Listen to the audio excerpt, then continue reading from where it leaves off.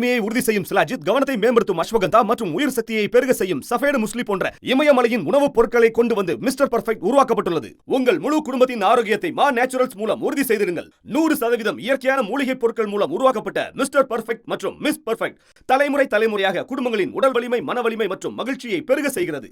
உங்கள் மகிழ்ச்சியான பயணத்தை துவங்க www.mannaturals.com என்ற இணையதளத்தை பார்வையிடவும் அல்லது வாட்ஸ்அப் எண்ணிலும் தொடர்பு கொள்ளலாம். வணக்கம். Delhi rape and murder case Nirbhaya, அதற்காக ஒட்டுமொத்த இந்தியாவே களமிறங்கியது அந்த பெண்ணிற்காக. இப்போ மீண்டும் ஒரு முறை அதே போன்ற ஒரு கூட்டம் உத்தராகண்டில் களமிறங்கி இருக்கிறது. பிஜேபியின் ஒரு தலைவருக்கு எதிராக, ஒட்டுமொத்த பிஜேபிக்கு எதிராக. உன்னாவ், கட்டுவா, ஹாத்ரஸ், பெல்கிஸ் பானு, இப்போ அங்கிதா பண்டாரி. ஏதோ ஒரு வழியில் பிஜேபியுடைய கனெக்ஷன் எப்படி ஒவ்வொரு முறையும் வெளிவருகிறது. எந்த அளவில் பிஜேபி இது போன்ற ரேபிஸ்ட்களை, மர்டரர்களை காப்பாற்றக்கூடிய வேலை பார்க்கிறது.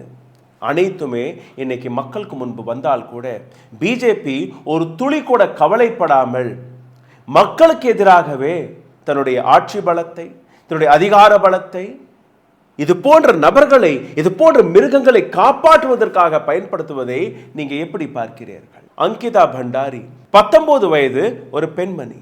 இந்த பெண்ணை கற்பழித்து கொலை செய்த நபர்கள் ஒட்டுமொத்த பிஜேபியின் கனெக்ஷன் இருந்தால் கூட எப்படி அவர்களை தப்பிக்க வைக்க பார்க்கிறார்கள்?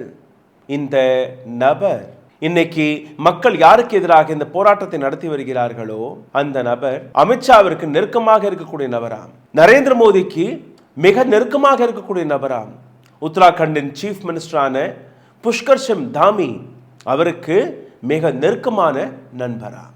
அதனால்தான் இந்த நபரை காப்பாற்றக்கூடிய வேலையை பார்க்கிறீர்களா என்கிற அந்த கேள்வியுடன் இந்த பதிவை நான் தொடங்குகிறேன். யார் இந்த பெண்ணிற்காக குரல் கொடுக்கிறார்களோ, யார் இந்த நபருடைய பெயரை எக்ஸ்போஸ் செய்தாரோ அந்த நபர்கள் மீது ஒரு எஃப்ஐஆரும் போடப்பட்டிருக்கிறது. ஆள்பலம், பரபலம், அதிகார பலத்தை வைத்து மக்கள் குரலை அடக்கக்கூடிய வேலையை பிஜேபி தொடர்ந்து பார்த்து வருகிறது.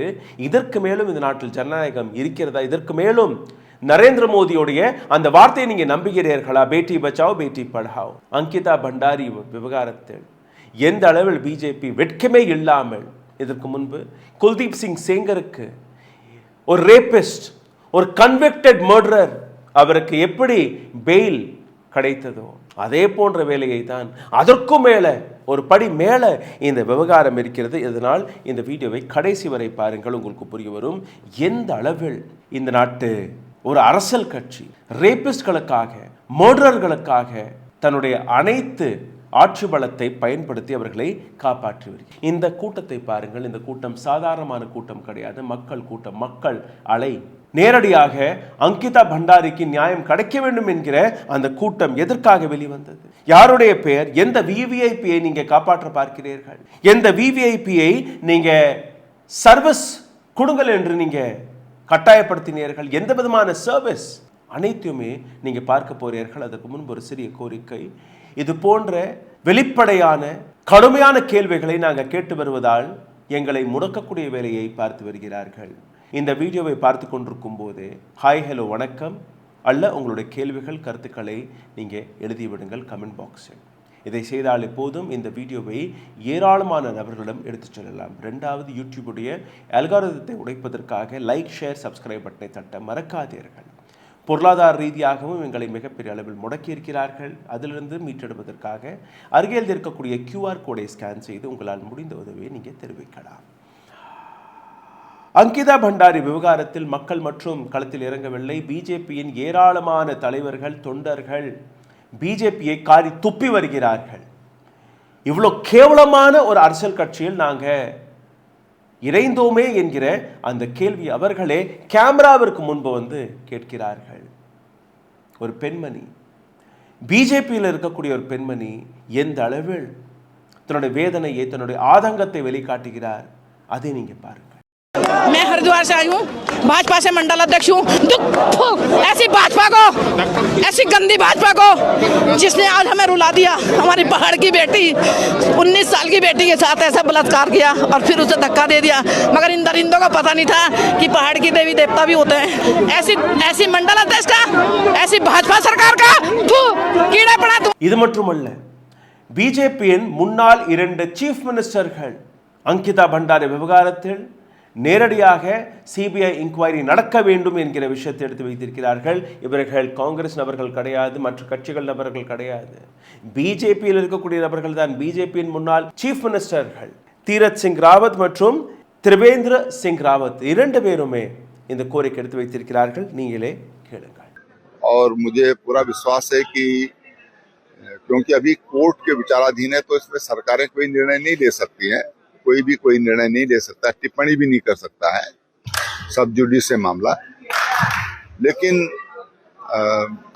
मामला काफी गंभीर है सर। ऑडियो में बड़े बीजेपी के नेताओं का नाम सामने है, उसे कैसे? देखिए, कोई भी हो, इस तरह का काम करने की, इस तरह के गलत काम करने की किसी को भी छूट नहीं होनी चाहिए। कोई भी हो, मेरा बच्चा हो, मेरा भाई हो। இவர்கள் எடுத்து வைத்த விஷயம் என்ன, எதற்காக, யாருக்கு பயந்து போய் புஷ்கர் சிங் தாமி இந்த வழக்கை சிபிஐ கையில் கொடுக்க மறுத்து வருகிறார்?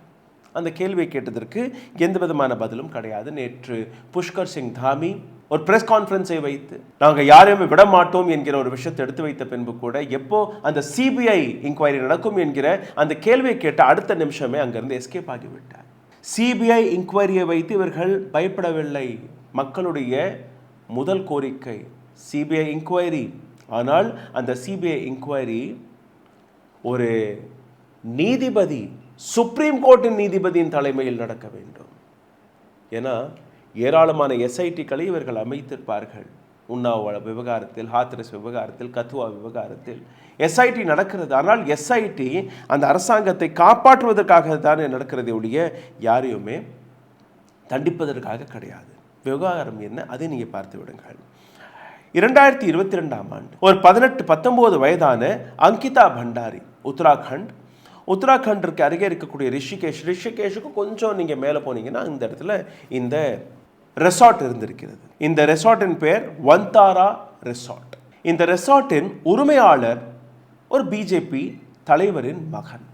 இந்த ரெசார்ட்டில் நடக்கக்கூடிய அத்துமீறல்களை நீங்கள் பார்த்தீர்கள்னா, அங்கிதா பண்டாரி போன்ற ஏராளமான பெண்களை ரிக்ரூட் செய்வது, 10,000 ரூபாய் 15,000 ரூபாய். அங்க வரக்கூடிய விவிஐபிக்கள் அவர்களுக்கு முன்பு ரொட்டி துண்டை தூக்கி போடும்படி, மாமிசத்தை தூக்கி போடும்படி அவர்களுக்கு எதிரில் இவர்கள் போடுவார்களா? சர்வீஸ் கொடுக்க வேண்டும்.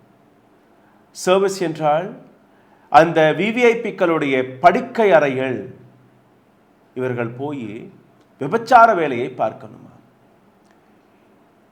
10,000 ரூபாய் சம்பளம். ஒரு விவிஐபியை சந்தோஷப்படுத்தினால் அதற்கு ஒரு அமௌண்ட். இந்த வேலை மிகப்பெரிய அளவில் அங்கே நடந்திருக்கிறது. இந்த ரிசார்ட்டிற்கு அரசியல்வாதிகள் போயிருக்கிறார்கள், டூரிஸ்ட்கள் போயிருக்கிறார்கள், பெரிய பெரிய பிஸ்னஸ்மேன்கள் போயிருக்கிறார். அங்கிதா பண்டாரி வெறும் 19 வயது, முதல் வேலை படித்து முடிச்சதுக்கு அப்புறம் முதல் வேலை. அங்கிதா பண்டாரியையும் இந்த மிருகம் இந்த விபச்சாரத்தில் தள்ள பார்த்திருக்கிறான். அங்கிதா பண்டாரி கொடுத்த பதில், நான் ஏழையாக இருக்கலாம் ஐயா, இந்த வேலையை நான் பார்க்க மாட்டேன். கட்டாயப்படுத்தி அந்த பெண்ணை வலுக்கட்டாயமாக இந்த விவிஐபியுடைய அறைக்கு அனுப்பிவிட்டு அந்த இடத்தில் இந்த மிருகம் இந்த பெண்ணை கற்பழித்ததற்கு பின்பு வெளியே போய் நான் இங்கே நடக்கிறதெல்லாம் சொல்லிடுவேன் என்கிற அந்த மிரட்டல் கிடைத்த உடனேயே அந்த பெண்ணை கொன்று விட்டார்கள். கொன்று அருகே இருக்கக்கூடிய நதியில் தள்ளிவிட்டார்கள். இந்த விஷயம் வெளிவந்ததற்கு பின்பு 3 பேருக்கு life imprisonment. Pulkit Arya is the owner of this property. ப்ராப்பர்ட்டியோடைய பேர் வந்தாரா ரெசார்ட், ரிஷிகேஷ், உத்தராகண்டில் இருக்கிறது. போரி கர்வால்னா ஒரு சிறிய ஒரு ஹில் ஸ்டேஷன். செப்டம்பர் 2022ஆம் ஆண்டு நடந்த இந்த சம்பவத்தின் போது புஷ்கர் சிங் தாமி இந்த வழக்கு தொடங்கிய நாள்ல இருந்து இன்னைக்கு வரை யாரையோ காப்பாற்றுகிறார் என்கிற ஒரு விஷயம் மிக தெளிவாக தெரிய வருகிறது. கிரைம் சீன் எந்த இடத்தில் நடந்ததோ, அந்த ரெசார்ட்டை எப்படி உடைத்தார்கள், அனைத்தையுமே நான் உங்களுக்கு ஒவ்வொன்றாக இதற்கு மேல் எடுத்து காட்டுவேன். அதனால் இந்த வீடியோவை தயவு செய்து செவி கொடுத்து கேட்டுவிடுங்கள், என்ன எந்த அளவில் பிஜேபி இந்த கொடுமையை செய்கிறது என்று. புல்கித் ஆரியாவுடைய தகப்பனார் Vinod Arya was a prominent BJP leader. இந்த நபருடைய அண்ணன் Ankit Arya was the vice president of Uttarakhand OBC commission. இந்த 3 நபர்களையுமே, இந்த 2 நபர்கள் அப்பா மகன் 2 பேருமே பிஜேபியிலிருந்து எக்ஸ்பெல் செய்து விட்டார்கள். புல்கித் ஆரியாவுடைய மேனேஜரான சௌரப் பாஸ்கர் மற்றும் அங்கித் குப்தா, இந்த 3 பேருக்குமே சிறை தண்டனை கிடைத்து விட்டது. இப்போ இவர்கள் லைஃப் இம்ப்ரிசன்மெண்ட்டை அனுபவித்து வருகிறார்கள். 2022ஆம் ஆண்டு நடந்த சம்பவம் இன்னைக்கு எதற்காக மக்கள் ரோட்டில் இறங்குகிறார்கள்? ஒரு ஆக்ட்ரஸ் மட்டுமல்ல, சுரேஷ் ராઠோர் என்கிற ஒரு பிஜேபியின் முன்னாள் எம்எல்ஏ, அவருடைய மனைவி உர்மிளா சன்வார் அவர் கையில் ஒரு சில ஆடியோக்கள் கிடைத்திருக்கிறது. ஆடியோஸ் அங்கிதா பண்டாரி விவகாரத்தில் அந்த விவிஐபி யாருடைய அறைக்கு சர்வீஸ் கொடுப்பதற்காக அந்த பெண்ணை கொடுமைப்படுத்தினார்கள், கட்டாயப்படுத்தினார்கள் என்கிற அந்த விஷயத்தை உர்மிளா சனாவர் ஒரு ஃபேஸ்புக் லைவில் வந்து அந்த ஆடியோவை எடுத்துக்காட்டியது மட்டுமல்லாமல் ஒட்டுமொத்த எவிடன்சஸ்களையும் சோஷியல் மீடியாவில் வைரலாக்கிவிட்டார். அந்த பெண்மணி இந்த வீடியோவை போடவில்லை என்றால், இந்த எவிடன்சஸ்களை போடவில்லை என்றால் இன்னைக்கு இந்த விவகாரம் அடக்கப்பட்டிருக்கும். சரி, யார் அந்த விவிஐபி? அவருடைய பேரும் வெளிவந்து விட்டது. நான் தொடக்கத்திலே கூறினேன் இல்லையா, நரேந்திர மோடியுடைய நண்பர், அமித்ஷாவுடைய நண்பர், புஷ்கர் சிங் தாமியோடைய நண்பர், பிஜேபியின் டாப் லீடர்ஷிப்ல இருக்கக்கூடிய ஒரு நபர். Who is this man? His name is தஷ்யந்த் Kumar Gautham. பிஜேபியின் ஒரு மிக பெரிய பொறுப்பில் இருக்கக்கூடிய ஒரு தலைவர், பிஜேபிஸ் நேஷனல் ஜெனரல் செக்ரட்டரி. உத்தராகண்டின் வரக்கூடிய தேர்தலுக்கான பொறுப்பு இந்த நபர் கையில் கொடுக்கப்பட்டது. This is not opposition versus BJP in Uttarakhand now. This is public versus BJP. மக்கள் ரோட்டில் இறங்கி கேள்விகளை கேட்க தொடங்கி இருக்கிறார்கள். இந்த நபருடைய பெயர் வந்த பின்பு கூட அரசாங்கம் எந்த விதமான இன்வெஸ்டிகேஷனும் நடத்தவில்லை. சரியா, உர்மிளா இஸ் லைங், போய் பேசுகிறார், ஏதோ தவறான ஆடியோவை ஏஐ வழியாக கிரியேட் செய்து கொண்டுட்டு வந்துட்டார். At least you should call this person for inquiry or not. CBI கையில் இந்த விவகாரத்தை கொடுப்பதில் என்ன பிரச்சனை? ஏன்னா தொடக்கத்திலிருந்தே யாரையோ காப்பாற்றுவதற்காக பிஜேபி வேலை பார்ப்பது மிக தெளிவாக தெரிய வந்துவிட்டது. மக்களுடைய கோரிக்கைகள் இதுதானே, பப்ளிக்குடைய எஜுகேஷன் இதுதானே. சுப்ரீம் கோர்ட்டுடைய judge, current judge or retired judge, அவருடைய தலைமையில் ஒரு கமிட்டியை ஃபார்ம் செய்து சிபிஐ கையில் இந்த இன்கொயரியை நடத்துங்கள். துஷ்யந்த் குமாரை உடனடியாக கைது செய்து அந்த நபர் மீது இன்கொயரி நடத்துங்கள். அப்படி அந்த நபர் மீது குற்றம் சாதிக்கப்படவில்லை என்றால் நீங்கள் வெளிவிடலாம், அது தவறு கிடையாது. ஆனால் at least you arrest him first, you start an inquiry against him. And Dushyant Kumar மட்டுமல்ல, பிஜேபியில் இருக்கக்கூடிய மற்ற நபர்கள் அல்ல வேறொரு கட்சி சார்ந்த நபராக இருந்தால் கூட யாரெல்லாம் இந்த கொலையில் இன்வால்வ் ஆகினார்களோ அனைத்து நபர்களையுமே நீங்கள் கைது செய்ய வேண்டும். என்ன நடந்தது அனைத்தையுமே ஒரு டைம்லைன் முறைப்படி உங்களுக்கு நான் எடுத்து காட்டுகிறேன், அதையும் நீங்கள் பாருங்கள். 19 வயதான அங்கிதா பண்டாரி 11ஆம் தேதி நவம்பர் மாதம் 2003ஆம் ஆண்டு பாரி கர்வால் என்கிற இந்த சிறிய இடத்தில் பிறந்திருக்கிறார். இந்த இடத்தில் இருக்கக்கூடிய மக்களுடைய ஆக்ரோஷம் என்ன? எங்களுக்கு எந்த விதமான வேலை வாய்ப்பையும் இந்த நாட்டு அரசாங்கம், உத்தராகண்ட் அரசாங்கம் உருவாக்கவில்லை, ஃபெயில் ஆகிறது. ஒரு டூரிஸ்ட் ஸ்பாட், எங்களுடைய குழந்தைகள், இளைஞர்கள், படைச்ச பட்டதாரிகள், ஆனால் வேலை எப்படி? 10,000 ரூபாய், 8,000 ரூபாய், 7,000 ரூபாய்க்கு பிளேட் கழுவணுமா, எச்சி பிளேட்களை கழுவணுமா? பெண்கள் இது போன்ற சர்வீஸ்க்காக வேலை பார்க்கணுமா? அதாவது விபச்சாரத்திற்காக இவர்களை தூண்டக்கூடிய வேலையை பார்க்கிறார்கள். இதற்கு மேல் நாங்கள் பொறுத்து கொள்ள மாட்டோம். எங்களுடைய தன்மானத்திற்காக, எங்களுடைய மகள்களுடைய மானத்திற்காக நாங்கள் இன்னைக்கு களத்தில் இறங்கி இருக்கிறோம். ஆகஸ்ட் மாதம் 2022ஆம் ஆண்டு அங்கிதா வந்தாரா ரெசார்ட், புல்கித் ஆர்யா, பிஜேபியின் ஒரு ப்ராமினன்ட் லீடர் வினோத் ஆர்யாவுடைய மகன், இந்த நபர் நடத்தி வந்த இந்த விபச்சார சாலை, இந்த நேம் ஆஃப் ரெசார்ட், வந்தாரா ரெசார்ட் என்கிற பெயரில் நடத்தி வரக்கூடிய விபச்சார சாலையை நடத்தி வரக்கூடிய புல்கித் ஆர்யாவுடைய அதே ரெசார்ட்டில் ஒரு ரிசப்ஷனிஸ்டாக வேலைக்கு சேர்ந்திருக்கிறார். சம்பளம் 10,000 ரூபாய். வேலைக்கு சேர்ந்து ஒரு 15-20 நாட்களுக்குள் 18ஆம் தேதி செப்டம்பர் மாதம் அங்கிதா திடீர் என்று காணவில்லை என்கிற ஒரு கம்ப்ளைண்ட் வருது. இந்த கம்ப்ளைண்ட்டை கொடுத்த நபர்கள் அவருடைய பெற்றோர்கள். எந்த விதமான கம்ப்ளைண்ட்? என்னுடைய மகளை காணவில்லை. ஆனால் எங்கேயுமே அந்த கம்ப்ளைண்ட்டை அங்கே இருக்கக்கூடிய போலீஸார்கள் எடுக்க மறுத்து வந்தார்கள். மேலிருந்து வந்த பிரஷர். சரி, மக்களுடைய போராட்டம், மக்கள் அன்னைக்கும் ரோட்டில் இறங்கி போராடினார்கள். அந்த அழுத்தத்தை தாங்க முடியாமல் போலீசார்கள் இந்த ரெசார்ட்டில் இருக்கக்கூடிய மேனேஜர் மற்றும் இன்னொரு எம்ப்ளாயி 2 பேருமே கைது செய்கிறார்கள். புல்கித் ஆரியாவை இன்னைக்கு கைது செய்யவில்லை. இதற்கு பின்பு 19லிருந்து 23ஆம் தேதி வரை மக்கள், குடும்பத்தினர்கள் ரோட்டில் போராடிய பின்பு கூட கம்ப்ளைண்ட் மற்றும் எழுதியிருக்கிறார்கள், எஃப்ஐஆர் எழுதவில்லை. அதுக்கப்புறம் அழுத்தத்திற்கு பின்பு அந்த எஃப்ஐஆர் எடுத்திருக்கிறார்கள். 22ஆம் தேதி செப்டம்பர் மாதம் இந்த வழக்கு பப்ளிக் ப்ரெஷர் வழியாக கொஞ்சம் மீடியா வரை வருகிறது. செப்டம்பர் 24ஆம் தேதி அங்கிதாவுடைய சடலம் காணாமல் போனது. 18ஆம் தேதி 24ஆம் தேதி இந்த பெண்ணுடைய சடலம் அழுகி போன நிலையில் சீலா கெனால் ஒரு நதி அதில் மிதந்து கிடைத்திருக்கிறது. இந்த சடலத்தை மீட்டெடுத்து எய்ம்ஸ் ரிஷிகேஷிற்கு அனுப்பியிருக்கிறார்கள். அங்கிருந்து வெளிவந்த போஸ்ட்மார்ட்டம் ரிப்போர்ட்டில் தெரிய வந்த விஷயம்தான் இந்த பெண்ணுடன் தவறு நடந்திருக்கிறது, இந்த பெண்ணுடன் ரேப் நடந்திருக்கிறது.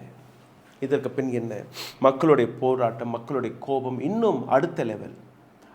அங்கே இருக்கக்கூடிய அரசாங்கம் உடனடியாக புல்கித் ஆரியாவை கைது செய்கிறார்கள். பிஜேபி தலைவருடைய மகனை. ஒரு ஸ்பெஷல் இன்வெஸ்டிகேஷன் டீம் அமைக்கப்பட்டிருக்கிறது. புஷ்கர் சிங் தாமி இந்த குடும்பத்தின் வாயை அடைப்பதற்காக 25 லட்சம் ரூபாய் காம்பன்சேஷனையும் கொடுத்திருக்கிறார். ஆனால் இந்த இடத்துல தான் இன்னொரு ட்விஸ்ட். என்ன ட்விஸ்ட்? இந்த சடலம் கிடைத்து மக்களுடைய கோபம் வெளிவந்த உடனேயே எந்த ரெசார்ட்டில் கிரைம் சீன் நடந்ததோ அந்த கிரைம் சீனை கூட ப்ரொடெக்ட் செய்யாமல் அந்த கிரைம் சீன் மீது புல்டோசரை வைத்து ஒட்டுமொத்த ரெசார்ட்டையே எடுத்து தள்ளி இருக்கிறார்கள். இந்த ரிக்வெஸ்டை கொடுத்த நபர் யார்? யாருடைய பெர்மிஷன் வழியாக இந்த ரெசார்ட்டை நீங்கள் புல்டோசரை வைத்து இடித்தீர்கள்? நீங்கள் இடிச்சிருக்கணும்னா புல்கித் ஆரியாவுடைய வீட்டை போல் இடிச்சிருக்கலாம்.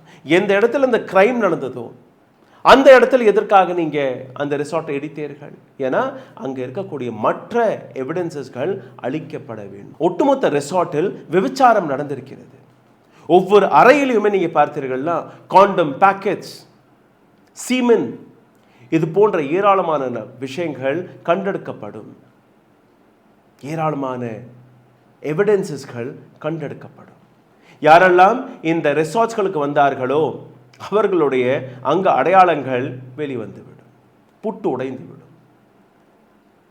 டபுள் இன்ஜின் கி சர்க்கார், பிஜேபியின் சர்க்கார், உத்தராகண்டின் சர்க்கார், அனைத்து நபர்களுமே இந்த விவிஐபியை காப்பாற்றுவதற்கான வேலையை பார்க்க தொடங்கிவிட்டார்கள். காரணம், இவருடைய கனெக்ஷன், நேரடி கனெக்ஷன் மோடி, அமித்ஷா, புஷ்கர் சிங் தாமி.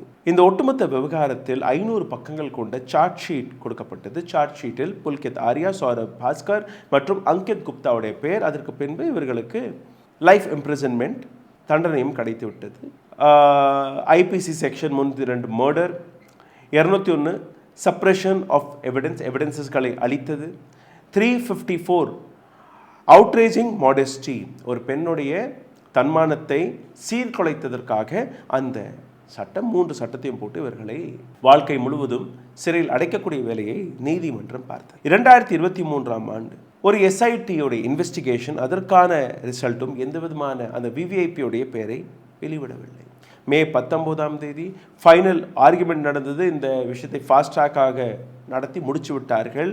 ஆனால் இந்த இடத்தில் தான் நீங்கள் பார்த்தீர்கள்னா இந்த வருடம் டிசம்பர் மாதம் கடைசி நாளில், அதுக்கு முன்னாடி WhatsApp chat, audio evidence, forensic finding, அங்கிதாவுடைய அனைத்து வாட்ஸ்அப் சாட்கள், ஏன்னா அங்கிதா பல நண்பர்களுக்கு அங்கே நடக்கக்கூடிய விஷயங்களை வாட்ஸ்அப் வழியாக எடுத்து வைத்திருக்கிறார். அந்த சாட்டெல்லாம் இப்போ சோஷியல் மீடியாவில் இருக்கிறது. புல்கித் ஆரியா என்னெல்லாம் என்னை செய்ய சொல்கிறான், இங்கே எனக்கு கம்ஃபர்டபுளாக இல்லை, நான் உடனடியாக வேறு இடத்துக்கு வேலைக்கு மாறிடுவேன், அதெல்லாம் அந்த பெண் பேசுகிறார். சோஷியல் மீடியாவில் அந்த இதெல்லாம் இருக்குது. அந்த ஆக்ட்ரஸ் பெண்மணி பேசிய ஆடியோலாம் நீங்கள் கேட்டிருப்பீர்கள். இந்த வீடியோவின் தொடக்கத்தில் காட்டினேன். அந்த நடிகையை பற்றி பேசும்போது கொஞ்சம் கேப் விட்டு அதையும் நாங்கள் போட்டு காட்டியிருக்கிறோம், நீங்கள் கேட்டிருப்பீர்கள்.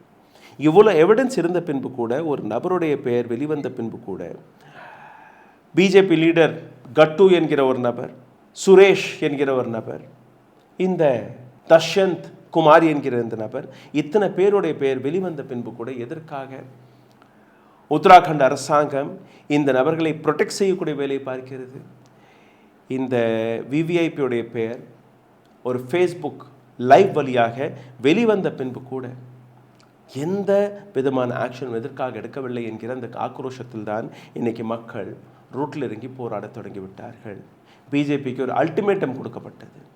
அடுத்த ஒரு வாரத்திற்குள்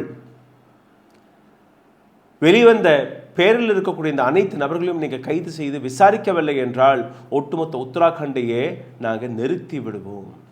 11ஆம் தேதி அந்த கெடு முடிகிறது. ஒவ்வொரு நாளும் அங்கிதா பண்டாரிக்காக கேண்டல் மார்ச் என்ன, மக்கள் ஒவ்வொரு நபரும், முதியோர்கள், இப்போ என்ன பிஜேபி எடுத்து வைக்கக்கூடிய விஷயம், ஜென்சிகளை மிரட்டி அவர்களை தூண்டிவிட்டு எதிர்க்கட்சிகள் வேடிக்கை பார்க்கிறது. அந்த கூட்டத்தை பாருங்கள். முதியோர்கள், சின்ன சின்ன குழந்தைகள்ல இருந்து முதியோர்கள் வரை இந்த போராட்டத்தில் கலந்து கொள்கிறார்கள். அப்போ இவர்கள் எல்லாம் ஜென்சியா? பிஜேபியில் இருக்கக்கூடிய தொண்டர்களே நாங்கள் கேவலப்படுகிறோம், வெட்கப்படுகிறோம் என்று கூறுகிறார்கள். இந்த படத்தை பாருங்கள். கம்பீரமாக நிற்கக்கூடிய இந்த நபர் தான் தஷ்யந்த் குமார். லெஃப்ட் ஹேண்ட் சைடில் இருக்கக்கூடிய நபர் தான் புஷ்கர் சிங் தாமி, பிஜேபியின் டாப் லீடராக இருக்கக்கூடிய இந்த நபர்கள். அண்ட் எந்த விதமான ஆக்ஷனும் கிடையாது. பிஜேபியுடைய முகத்திரையை இன்னொரு ப்ராமினன்ட் லீடர் நேற்று எடுத்து காட்டியிருக்கிறார். நடிகர் தர்மேந்திராவுடைய மகனான சனி டெயோல் இப்போ பிஜேபியிலிருந்து வெளியாகிவிட்டாரா? அவர் கொடுத்த அந்த ஸ்டேட்மெண்ட்டை படிக்கிறேன், கேளுங்கள். मैंने बीजेपी से इसलिए इस्तीफा दिया क्योंकि बीजेपी कोई राजनीतिक पार्टी नहीं है. நான் பிஜேபியிலிருந்து வெளியானதற்கான காரணம் பிஜேபி ஒரு அரசியல் கட்சியே கிடையாது, बल्कि यह गुंडा, स्कूल छोड़ने वाले, अशिक्षित बेरोजगारों का ब्रेन वॉश किए हुए बेवकूफ़ों का संगठन गिरोह है. ஸ்கூலிலிருந்து ட்ராப் அவுட் ஆன நபர்கள், பிரெயின் வாஷ் செய்யப்பட்டு மதவெறியர்கள், குண்டர்கள், ரெவடிகள், அவர்களுடைய ஒரு கூட்டம். जो हमेशा देश को तोड़ने का काम करते हैं. இந்த நாட்டை இரண்டாக உடைக்கக்கூடிய வேலையை இவர்கள் பார்த்து வருகிறார்கள். அதனால் இந்த அரசியல் கட்சியில் நான் இதற்கு மேல் இணைய விரும்பவில்லை. லோக்சபா எம்பியாக இருந்திருக்கிறார். கங்கனா ரனாத்திற்கு எப்படி Y+ செக்யூரிட்டி கிடைத்ததோ அதே போன்று சன்னி டியோலுக்கும் Y+ செக்யூரிட்டி கிடைத்தது. அண்ட் பிஜேபியுடைய உண்மை முகத்தை உடைத்த சன்னி டியோல், ஒட்டுமொத்த பிஜேபி அமைதியாக இருக்கிறது. சிந்தித்து பாருங்கள். மக்கள் கூட்டம் பிஜேபிக்கு எதிராக ஒரு சிறிய கிராமத்திலிருந்து தொடங்கி ஒட்டுமொத்த உத்தராகண்டிலேயே இன்னைக்கு களமிறங்கி இருக்கிறது. நாடு முழுவதும் இந்த ஆக்ரோஷம் வெடித்து விட்டால் என்ன நடக்கும்? சிந்தித்து பாருங்கள். நன்றி, வணக்கம். ஊடகம் கார்ப்பரேட் அரசியல்வாதிகளின் கைப்பாவையாக, அடிமைகளாக இருந்தது போதும். இனி சாட்டை எடுத்து சுழற்றும் நேரம் வந்துவிட்டது. ஊடகம் பொதுமக்களாகிய உங்களுக்காக, உங்களாலேயே இயக்கப்பட வேண்டும். ஊடக சுதந்திரத்திற்காக உங்களின் பங்களிப்பை இன்றே அளித்திடுங்கள்.